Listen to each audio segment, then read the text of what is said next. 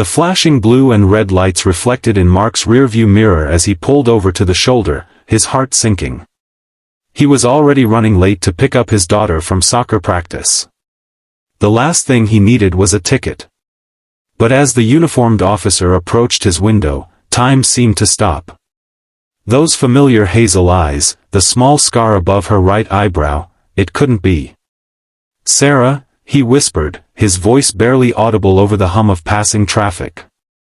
The officer's professional demeanor cracked for just a second, enough for Mark to know she recognized him too. 5 years had passed since she'd walked out of his life, leaving him alone with their 3-year-old daughter. Now here she was, standing beside his car, holding a badge instead of their child. If you're enjoying this story so far, please hit that like button and subscribe to our channel for more emotional real-life stories that will touch your heart. Your support helps us continue sharing these powerful human experiences. Mark Reynolds had built a new life from the ashes of his broken marriage. At 36, he'd mastered the art of being both mother and father to 8-year-old Emma, juggling his job as a high school English teacher with soccer practices, dance recitals, and the endless parade of childhood illnesses and school projects. His small 2-bedroom apartment wasn't much, but he'd made it a home, with Emma's artwork covering the refrigerator and her laughter filling the rooms. That rainy Tuesday afternoon had started like any other. Mark had rushed through grading papers during his lunch break so he could leave school early enough to pick Emma up from soccer practice. The storm had intensified as he drove, rain hammering against his windshield as he navigated the slick roads carefully. He'd been so focused on not being late that he hadn't noticed his speed creeping up on the highway. "License and registration, please," Sarah said, her voice professional but strained. She was avoiding his eyes now, focusing on a point just past his shoulder. Mark fumbled with his wallet, his fingers suddenly clumsy. "I didn't realize I was speeding." "I'm sorry, I'm just trying to pick up my daughter," he stopped himself. "Their daughter?" "Emma," he finished quietly. Sarah's composure faltered at the name. "Emma," she repeated softly, then cleared her throat. "You were doing 15 over in a reduced speed zone due to the weather conditions." "Sarah, what are you doing here? Last I heard you were in California." Mark couldn't help himself. 5 years of questions came flooding back. "I moved back 6 months ago," she said, her professional mask slipping further. "I'm with the county sheriff's department now." She glanced at her watch, then back at the road. "Look, I shouldn't do this, but go. You don't want to keep Emma waiting in this weather." "No ticket?" Mark asked, surprised. "Consider it a warning." Sarah hesitated, then added, "How is she?" The simple question carried the weight of 5 years of absence. Mark could see the pain in Sarah's eyes, the regret that had been missing when she'd walked out on them. "She's good. Smart. Stubborn. Looks more like you every day." He paused. "She asks about you sometimes."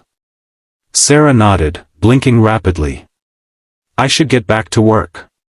"Wait," Mark said impulsively. "Maybe you could. I mean, if you wanted to see her sometime." The rain pounded on the roof of his car as they looked at each other, years of hurt and unspoken words hanging between them. That chance encounter on the highway marked the beginning of a complicated journey for Mark, Sarah, and Emma. Mark drove away from that traffic stop with his mind racing. How could he tell Emma that her mother was back? The mother who had left when Emma was too young to even remember her face? The woman who had sent birthday cards and Christmas gifts but had never once called or visited? Emma was waiting under the covered area at the soccer field when Mark finally arrived, her small face lighting up when she spotted his car.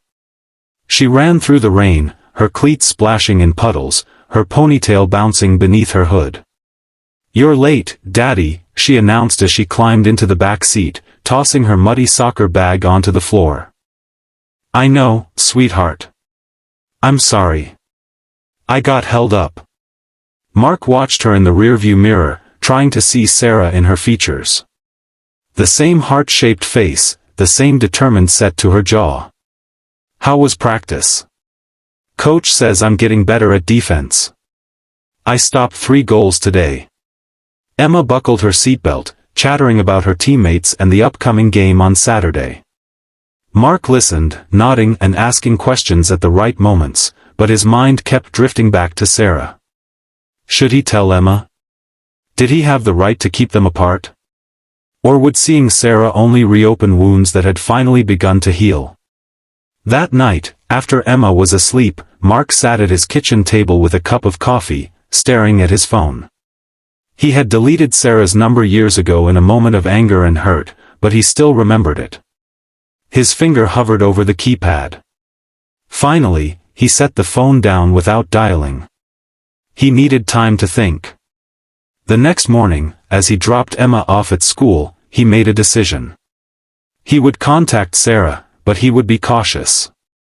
Emma's well-being had to come first. What Mark didn't expect was to see Sarah again so soon.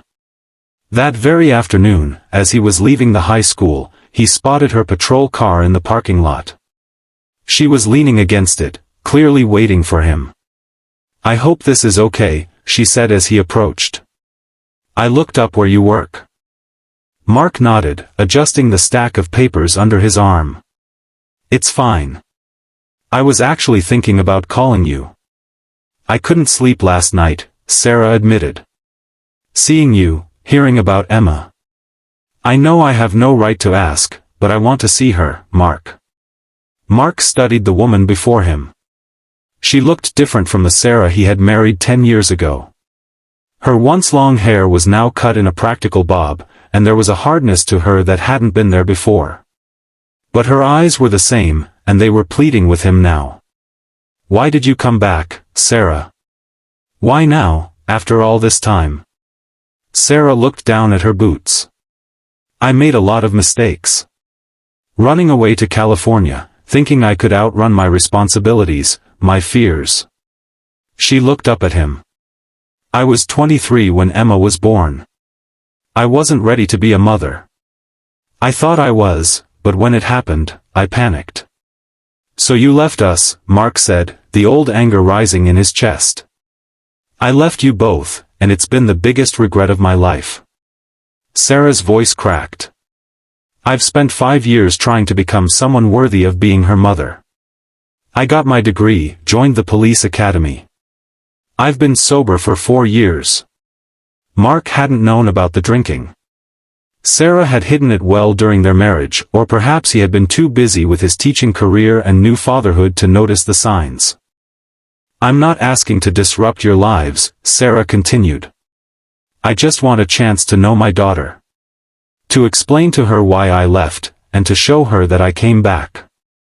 Mark thought about Emma, about her questions about her mother that had become less frequent over the years. He thought about the right she had to know her mother, regardless of his own complicated feelings toward Sarah. "Saturday," he said finally. "Emma has a soccer game at 10. Westside Park. If you want to come, you can meet her afterward. But I need to prepare her first. I need to tell her you're back." The relief on Sarah's face was palpable. "Thank you, Mark. I'll be there." That evening, Mark sat Emma down in their living room. He had practiced what he would say, but now that the moment was here, the words felt inadequate. "Emma, do you remember when you asked me about your mom last year? About why she doesn't live with us?" Emma nodded, her eyes curious. "You said she had to go away because she had things to figure out." "That's right. Well, sometimes people who go away come back when they've figured those things out." Mark took a deep breath. "Your mom is back in town. She would like to meet you." Emma's eyes widened. "My real mom? She's here?" "Yes. She moved back a few months ago. She's a police officer now." "A police officer?" Emma's voice was filled with awe. "With a badge and everything?" Mark couldn't help but smile. "Yes, with a badge and everything." "Does she want to live with us now?" Emma asked, and Mark's heart constricted at the innocent question. "No, sweetheart. She just wants to meet you and get to know you. She's missed a lot of your life, and she wants to hear all about it. Emma considered this, her small face serious. Is she nice? The question caught Mark off guard. How could he describe Sarah to their daughter?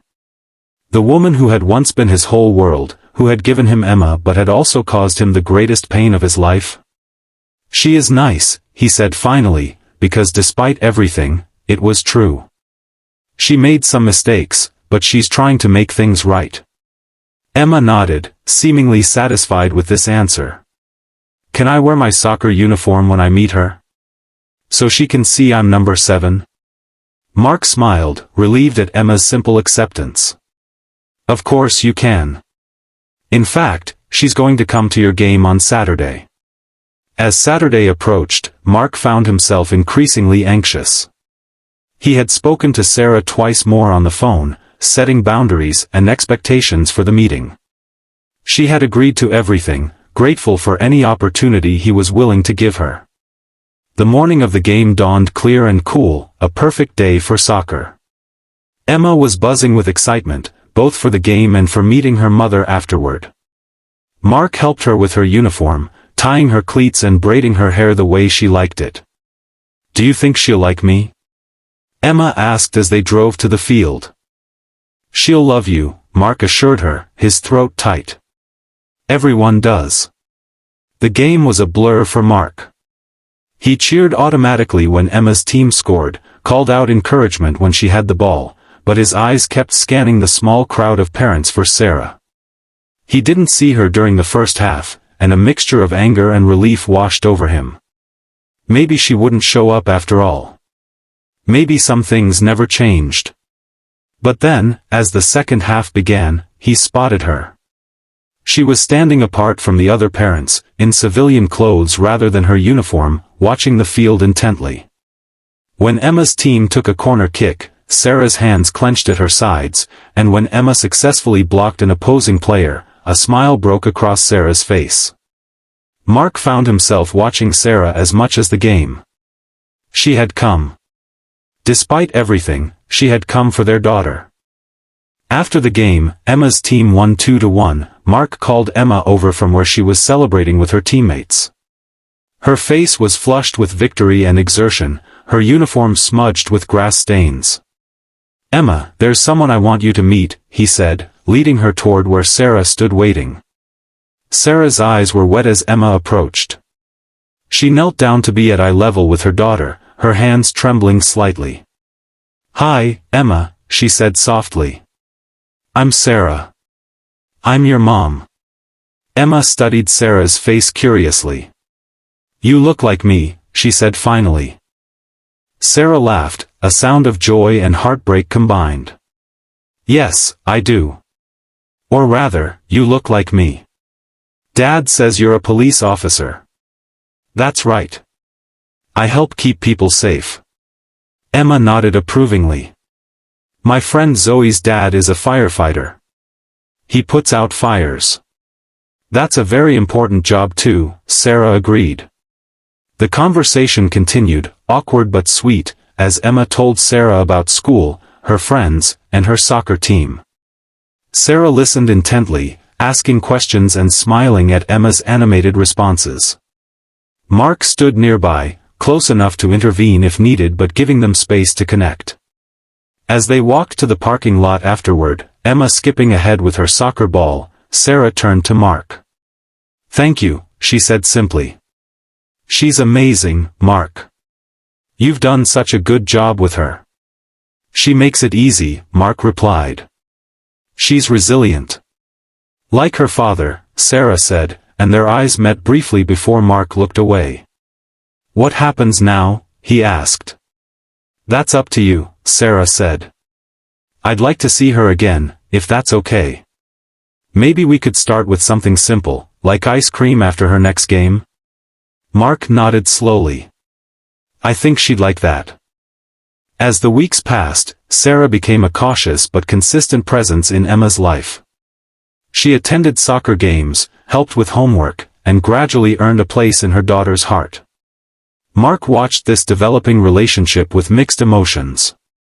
He was happy for Emma, who blossomed under her mother's attention, but he couldn't forget the years of absence, the pain of raising their child alone. The situation grew more complicated when Emma began asking why her parents didn't live together like some of her friends' parents who had been separated but reconciled. "It's different for everyone, sweetheart," Mark explained one night as he tucked her in. "Your mom and I care about you very much, but we're not going to live together." "But why not?" Emma persisted. "Don't you like Mom? She's really nice now." Mark sighed, searching for the right words. "It's complicated, Emma. Grown-up relationships sometimes are." The truth was, Mark didn't know how he felt about Sarah anymore. The anger had faded over time, replaced by a wary acceptance. He could see that she had changed, that she was committed to being a good mother to Emma now. But the trust that had been broken wasn't easily repaired. Sarah, for her part, respected the boundaries Mark had set. She never pushed for more than he was willing to give, grateful for each moment with Emma. But sometimes, when they were all together at Emma's school events or soccer games, Mark would catch Sarah looking at him with an expression that suggested she was wondering about what might have been. 3 months after their reunion, Sarah was injured in the line of duty. It wasn't serious, a sprained wrist and some bruises from a scuffle with a suspect, but it shook Emma deeply. Mark found himself driving to Sarah's small apartment with Emma, bearing a homemade get-well card and a container of soup he had made. "You didn't have to do this," Sarah said as she let them in, her wrist in a brace. Emma was worried, Mark explained. "We both were," he added, surprising himself with the admission. As Emma explored Sarah's apartment, exclaiming over photos of herself that Sarah had displayed and the stuffed animals Sarah had bought in anticipation of Emma's visits, Mark and Sarah sat at her kitchen table. "How are you really?" Mark asked. "Sore, but I'll be fine," Sarah assured him. "It looks worse than it is." Emma was pretty upset when she heard. "She's gotten attached to you quickly." Sarah smiled sadly. "Kids are amazing that way. They can forgive so much more easily than adults." "It's not about forgiveness, Sarah," Mark said quietly. "It's about trust. Emma trusts you because she doesn't remember you leaving." "I do." Sarah nodded, accepting his words without defense. "I know. And I don't expect you to forget or to trust me again. But I'm grateful that you've allowed me to be part of Emma's life despite that." Mark studied the woman across from him. The Sarah he had married had been impulsive, passionate, sometimes reckless. This Sarah was steadier, more thoughtful. Motherhood had changed him, perhaps its absence had changed her. "Why didn't you ever call?" he asked suddenly. "In all those years, why not even a phone call to see how she was doing?" Sarah's eyes filled with tears. "Because I was ashamed. Because I knew if I heard her voice, I wouldn't be able to stay away, and I wasn't ready to come back. I wasn't the mother she deserved yet. And now you are." "I'm trying to be," Sarah said simply. "Every day, I'm trying." That evening marked a turning point in their complicated relationship. Not a reconciliation, but a thawing. A recognition that they were bound together by their love for Emma, regardless of their past. As the months passed, they developed a co-parenting relationship that worked for all of them. Sarah had Emma every other weekend and one evening during the week. They celebrated Emma's 9th birthday together, an awkward but ultimately successful gathering that left Emma beaming with happiness at having both her parents present. It wasn't until Emma got sick that winter that Mark truly understood how much Sarah had changed. Emma came down with pneumonia, requiring hospitalization for 3 days. Sarah took leave from work, camping